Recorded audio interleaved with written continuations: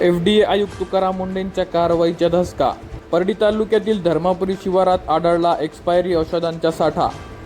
आज शनिवार दुपारी धर्मापुरी शिवारात मोठ्या प्रमाणात एक्सपायरी औषधांचा साठा आढळून आला. या घटनेमुळे परिसरात खळबळ उडाली आहे.